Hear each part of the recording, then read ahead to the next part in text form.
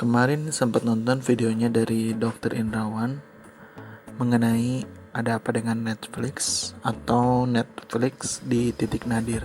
Netflix, sang raksasa layanan video streaming itu baru aja memecat 150 karyawannya. Kehilangan 200.000 pelanggan di kuartal pertama tahun ini dan diprediksi akan kehilangan 2 juta pelanggan lagi di kuartal berikutnya.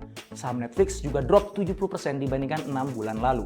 Apa yang terjadi? Apakah ini akhir dari Netflix? Apa penyebabnya dan apa strategi Netflix untuk melawan arus kehancurannya itu?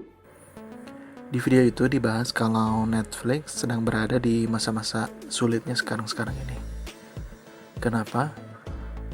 Karena menurut artikelnya, Netflix telah kehilangan 200.000 subscribernya di kuartal pertama tahun 2022, dan di kuartal kedua Netflix kehilangan 970.000 subscriber, dan diprediksi bakal kehilangan lagi sebesar 2 juta subscriber. Nah, kok bisa sih Netflix mengalami kemunduran seperti ini gitu kan? Nah, salah satu alasannya adalah dengan adanya platform streaming baru seperti Apple TV, HBO Max, The Prime, dan sebagainya gitu.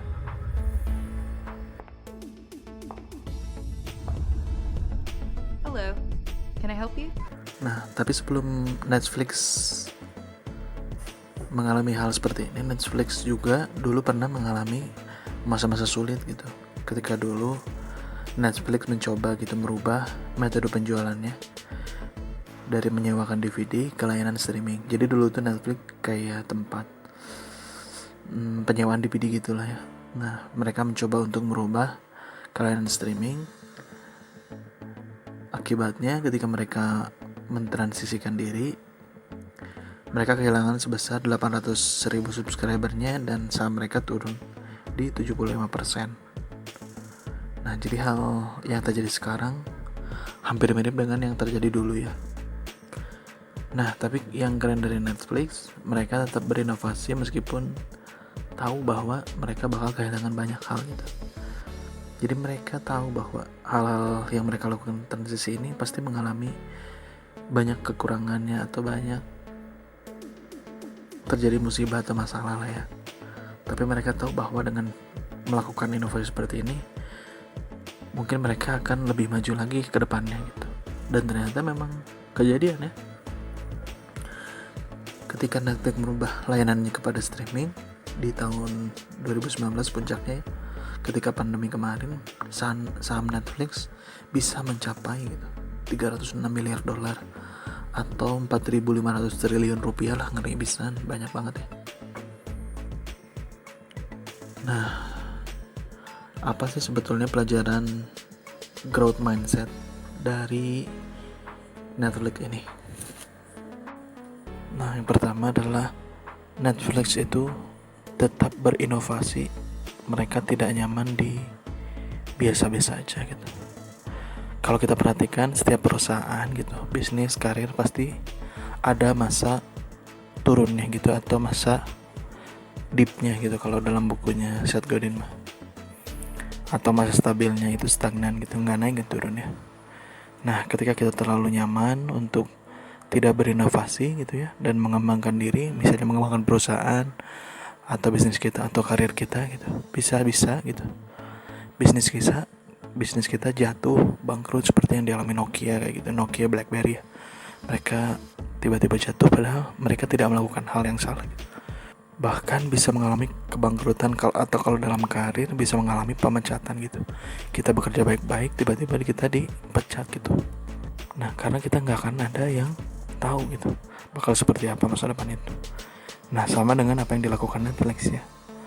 Mereka tetap mau berinovasi di saat yang lain nyaman dengan apa adanya dan gak mau mengambil resiko untuk berinovasi. Akhirnya dulu seperti Blockbuster yang mereka kekeh dengan pendirian mereka tidak mau berubah, akhirnya sekarang bangkrut ya. Perusahaan Blockbuster adalah perusahaan kayak penyewaan DVD juga ya.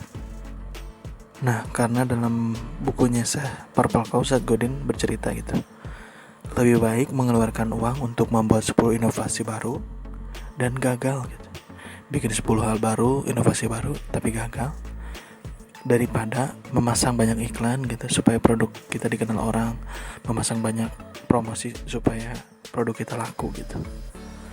Karena tidak ada yang tahu gitu tentang masa depan, apakah kita akan tetap berjaya atau tidak gitu. Seperti kejatuhannya yang tadi ya, Nokia, BlackBerry dan sebagainya. Mereka tidak melakukan hal yang salah, tapi mereka tiba-tiba jatuh gitu. Tiba-tiba datang kompetitor gitu. Nah begitu juga dalam karir ya, ketika kita tetap mengembangkan skill kita atau kemampuan kita nggak akan tahu gitu apakah kemampuan kita ini akan bermanfaat atau tidak di kemudian hari. Tapi ketika terjadi pemecatan, kita tahu bahwa kita memiliki kemampuan lain, kita sudah mengasahnya dulu gitu. Nah karena banyaknya contohnya bisa kita lihat dari Denny Sumargo dan Deddy Corbuzier ya. Saya yakin sih mereka itu sebetulnya udah ngerasa gitu di karir basket mereka, di karir sulap mereka udah ngerasa mesti memiliki skill baru gitu. Itu sebabnya mereka transisi gitu ya, mengembangkan karirnya di dunia entertain sebagai podcaster atau penghibur ya. Dulunya mereka bukan orang yang bisa presenter, tapi dengan memiliki kemampuan itu mencoba, dan sekarang mereka menjadi raksasanya YouTube Indonesia gitu. Mereka melatih skill baru, dan skill baru ini ternyata bermanfaat gitu kan. Nah jadi daripada kita terbuai dengan kenyamanan saat ini gitu ya, jadikan diri kita ini agar tetap berinovasi, tetap bertumbuh, tetap mencoba hal baru. Karena kita gak tahu gitu apa yang akan terjadi di masa depan. Sebetulnya melakukan pengembangan diri ini untuk jaga-jaga kita aja gitu, mungkin akan dibutuhkan. Dan kalau ternyata memang relate di masa depan atau ternyata bermanfaat, ya alhamdulillah gitu. Untuk ke skenario terburuknya aja sih ya.